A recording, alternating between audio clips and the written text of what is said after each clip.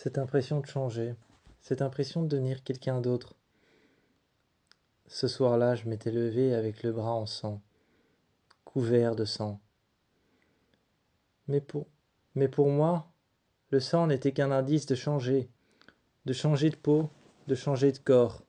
J'avais cette impression que je devais partir, que je devais m'enfuir, que je devais courir à toute vitesse, que mon corps n'était plus le bon, que mon visage ne servait plus à rien. Devant mon miroir, je me regardais.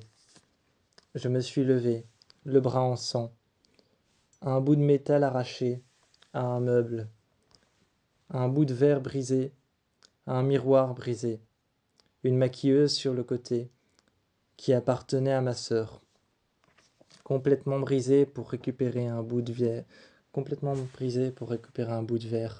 qui était mise dans le bois.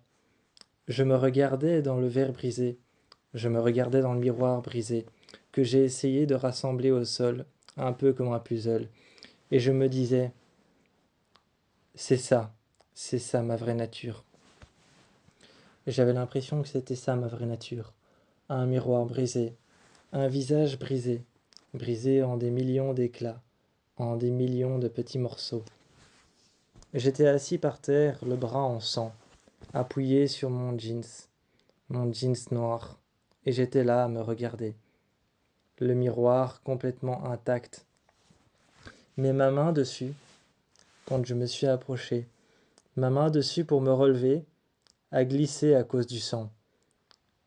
Je me suis rattrapé sur le bord du lit, et finalement je me suis couché. La douleur a fini par passer. Je ne savais même pas si la douleur avait fini par passer, ou si elle s'était tout simplement éteinte à cause de l'adrénaline. J'ai réfléchi pendant des heures, le bras ouvert pendant des heures, assis à regarder un miroir brisé, et à regarder un miroir toujours debout. Je cherchais ce qui m'arrivait vraiment. Je cherchais qui j'étais réellement. L'impression que moi, devant moi-même, à l'extérieur de mon corps, je n'étais plus qu'une coquille vide. Je regardais les arbres et la forêt. Je regardais et j'écoutais l'eau, la pluie couler dans les vents. J'écoutais l'eau, la pluie couler dans les vents rapides entre les branches et entre les arbres. Les arbres à l'intérieur de la forêt. La grande rivière que je pouvais apercevoir depuis la vitre. La baie vitrée. La cascade, la profonde cascade de laquelle un saule pleureur laissait tremper ses branches. Ces branches qu'il laissait tremper à l'intérieur de la cascade, je les observais. Elles étaient au moins guidées par un mouvement. Moi pas. Moi j'étais seul. Moi j'étais abandonné à mon propre gré. J'étais abandonné, vide de moi-même.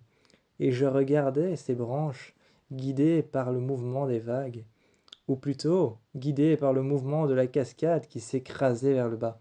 Et quand je voyais cette cascade guider les branches, je me disais les branches sont guidées, mais la cascade s'écrase tout comme moi.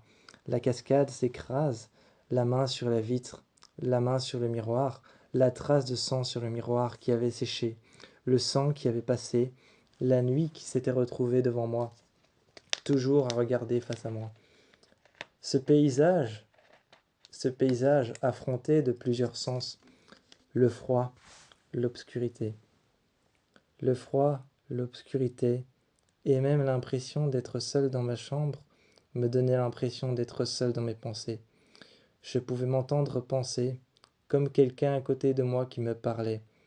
Et j'étais là à essayer de me chercher, perdu dans le noir, ou alors plutôt retrouvé dans un endroit dans lequel je pouvais me parler à moi-même.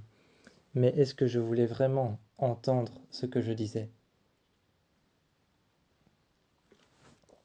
La nature n'était devenue plus qu'un paysage, un portrait, un endroit dans lequel je m'étais perdu, une danse impossible à suivre, un mouvement impossible à faire. Mes bras n'étaient plus mes bras, mes jambes n'étaient plus mes jambes, mon visage n'était plus le mien. Je ne reconnaissais plus la couleur de mes yeux, je ne reconnaissais plus ma silhouette, je me regardais de profil ou alors je me regardais de face, je mettais mes mains sur le miroir, Je me fâchais contre la porte, je frappais contre la porte, je frappais du poing contre le mur, mais je me sentais emprisonné. L'impression que les murs se rapprochent, l'impression que je n'étais plus moi, l'impression que le cocon s'était vidé, vidé de son sang, vidé de ses larmes.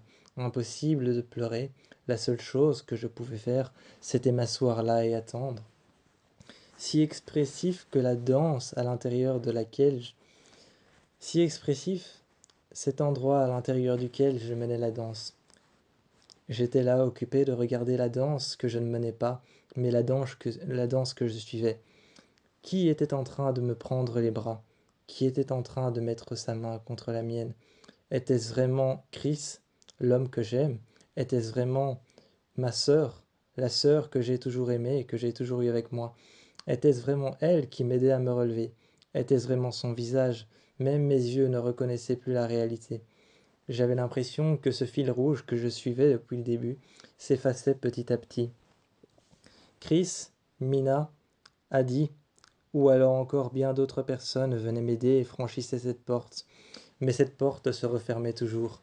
Menait-elle vraiment la danse quand elle venait se relever avec moi?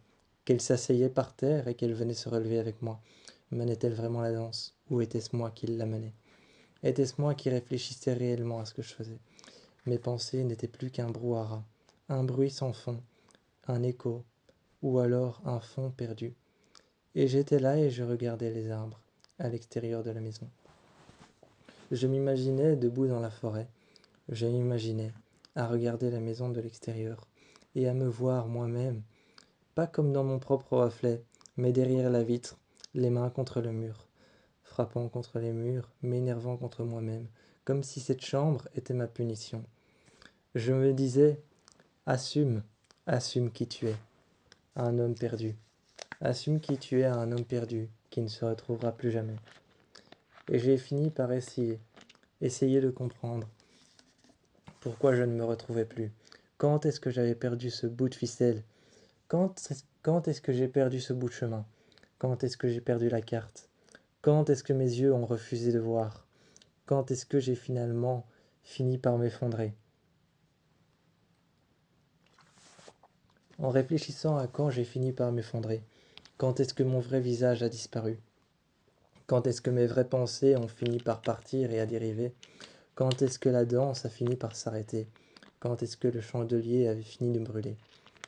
Et dans ma tête, toutes ces métaphores se confrontaient, comme un conclave, comme un conclave, comme un conclave à l'intérieur desquels il y avait plusieurs guerriers qui s'affrontaient chacun pour une raison personnelle.